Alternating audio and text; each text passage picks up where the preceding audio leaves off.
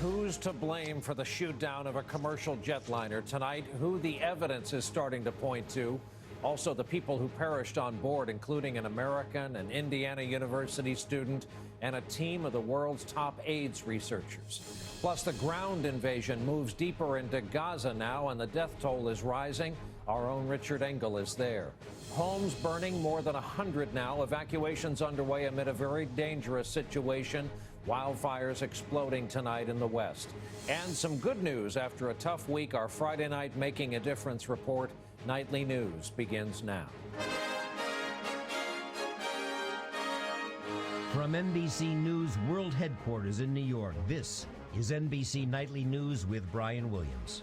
Good evening. Tonight, a veteran U.S. crash investigator says it's an outrage and an insult to the remains of the victims that the crash scene of Malaysia Airlines Flight 17 is not being treated the way it normally would because the carcass of that wide-body jet came down in disputed territory in a war zone, having been hit by a surface-to-air missile. No one has roped off the wreckage. There was fighting 60 miles from the crash site today, and reports of shots fired at the scene of the wreckage. Some of it came down in a field of sunflowers. Elsewhere, you can find playing cards, comic books, coloring books. Ribbons made from torn cotton sheets on stakes mark the location of the bodies. Tonight, we know more about the victims, who they were, where they were from, and sadly, it will be some time before their loved ones are reunited with their remains. Tom Costello starts off our coverage tonight from our Washington newsroom. Tom, good evening. Hi, Brian. President Obama insisted today the Russian-backed rebels preserve the crash scene and allow international investigators access to the area, including a very small U.S. team now headed to Kiev. Across 6 square miles in a remote area of eastern Ukraine, Russian-backed rebels have been picking through the scorched wreckage of the Malaysian passenger plane shot out of the sky without warning. In a nearby sunflower field, the bodies of passengers, their passports and possessions, including tour books for a planned vacation. Today, President Obama said the U.S. has very specific information about what happened to Flight 17. Evidence indicates that the plane was shot down by a surface-to-air missile that was launched from an area that is controlled by Russian-backed separatists inside of Ukraine. Today, this haunting Instagram video of passengers aboard the plane moments before departure. On the ground, local residents joined firefighters in recovering the victims. New York Times reporter Sabrina Tavernisi is there. There were bodies strewn everywhere in the fields, and personal possessions, passports, bicycles. It was horrible. Late in the day, Ukrainian rescue teams told NBC News Russian-backed separatists ordered them out of the crash scene for tonight. And European observers reported shots fired by rebels. The separatists are thought to have already recovered the plane's black boxes, though it's not known what they've done with them. Now, a single NTSB investigator and 2 FBI agents are headed to Kiev to assist, should an international team of investigators be allowed in. What the NTSB investigators come up with isn't going to be the most relevant piece. Far more important is the intelligence piece, what we see from overhead imagery and the like about where this missile came from and who fired it.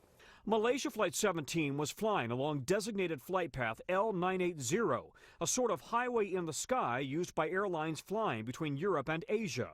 Even as war raged below, Ukraine kept the airspace open, though some airlines did avoid the area. In April, the FAA prohibited U.S. airlines from flying over the nearby Crimea region. After the crash, the FAA expanded that order to include eastern Ukraine. Back at the crash site, a disorganized civilian effort to recover the victims while under constant threat.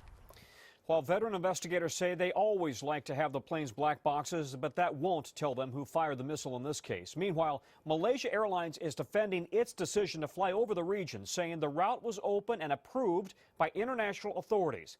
55 planes flew that route yesterday. Brian? Tom Costello starting off our coverage in D.C. tonight. Tom, thanks. Now to the big question.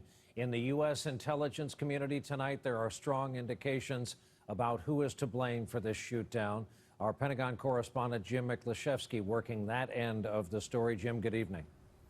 Good evening, Brian. Based on American intelligence, U.S. officials suspect that the Russian military was directly involved in launching the missile that took down the Malaysian airliner. The officials suspect that Russian trainers and advisors embedded with Ukrainian forces either fired the missile, gave the command to the rebel forces to shoot down the plane. At the same time, a video from that very region in Ukraine today, the same type of missile launcher and a flatbed truck headed for the Russian border. Ironically, U.S. officials also suspect the missile launcher used in the shootdown actually belonged to the Ukrainian military and had been seized by the rebel forces. And all of this, Brian, remains under U.S. investigation tonight. All right, Jim Miklaszewski at the Pentagon. And as we've established, while it remains unclear exactly who fired the missile, President Obama argued today as a direct result of the fighting in the region to stop it.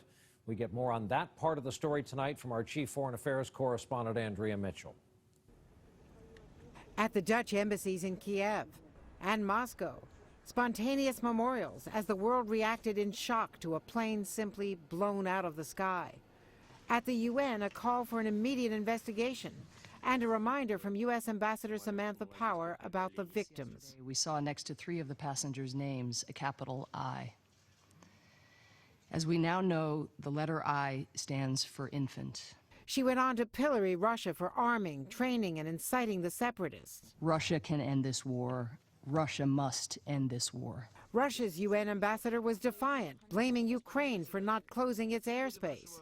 But Ukraine said it had intercepted this conversation between a Russian-backed separatist named Greek and a Russian major, not verified by NBC News, showing how they first realized they'd screwed up and apparently shot down a passenger plane by mistake. The major says, in short, sure as hell, it's a civilian plane. The Greek asks, many people? The major replies, a screw-up. Debris fell into people's backyards. Today, President Obama added to the case against Russia. Over the last several weeks, Russian-backed separatists have shot down a Ukrainian transport plane and a Ukrainian helicopter, and they claimed responsibility for shooting down a Ukrainian fighter jet. But Vladimir Putin, after repeatedly breaking promises to de-escalate, surrounded himself with clergy today, brazenly calling for peace talks, while showing off his air power in military exercises, even in the wake of the air tragedy. Will all this change Russian behavior? President Obama today threatened more U.S. sanctions if Putin doesn't pull back. We have the capacity to the cost that we impose on them. The question is, if Putin does not change, is this the turning point that will finally help the U.S. rally Europe and the rest of the world against him? Brian? Andrea Mitchell in our D.C. newsroom tonight. Andrea, thanks.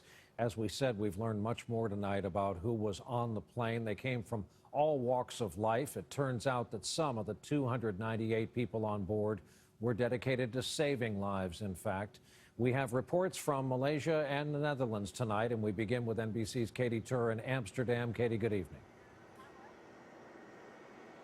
Good evening, Brian. More than 24 hours after the crash, and the number of Dutch on board continues to rise. So much so, in fact, that in terms of loss of life compared to population size, this is now a tragedy for this country on a similar scale to 9/11. The numbers now stand at least 189 Dutch out of 298 on board. This evening, in one small community's belief, Neil Chitol and Cor Schindler ran a flower shop here. They were headed for a vacation. Before takeoff, Schindler posted a picture of the plane on Facebook, saying, "Should it disappear, this is what it looks like."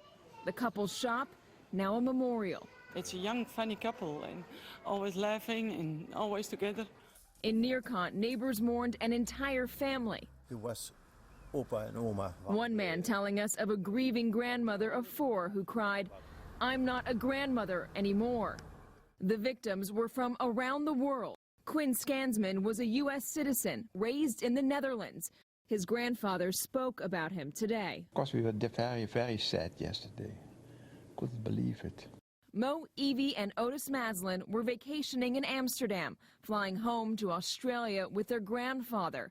Their parents booked on a later flight. Another Australian, Kayleen Mann, lost her stepdaughter and stepdaughter's husband on MH17. After losing her brother and sister-in-law 4 months ago, on MH370. 25-year-old Caroline Kaiser was a student at Indiana University, going for her PhD in chemistry. Also on board, several AIDS experts headed to a major international conference in Melbourne, including Joop Longa, father of 5, and one of the top AIDS researchers in the world. This is an evisceration of sorts of the scientific community that has dedicated its life to HIV/AIDS. At the airport here today, memories of a catastrophe made up of almost 300 individual tragedies.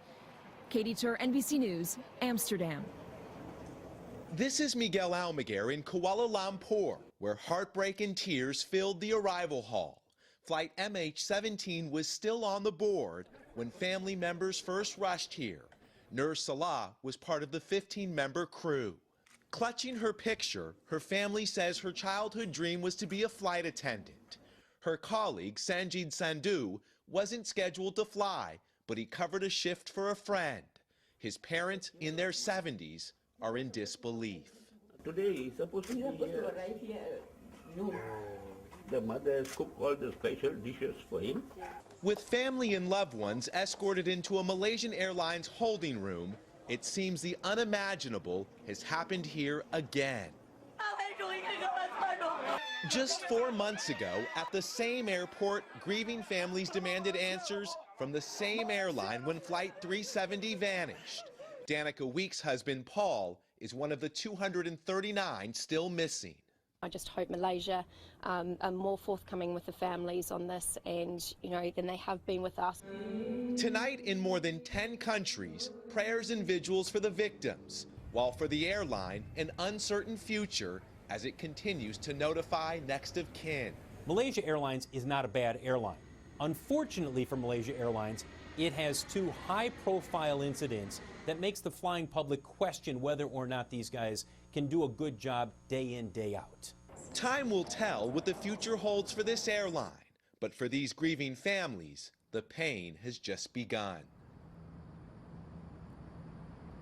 The Prime Minister calls this a day of mourning for this entire region. He asked that flags everywhere be flown at half-staff. Brian. Miguel Almaguer, Kuala Lumpur, Katy Tur before that in Amsterdam. Thanks.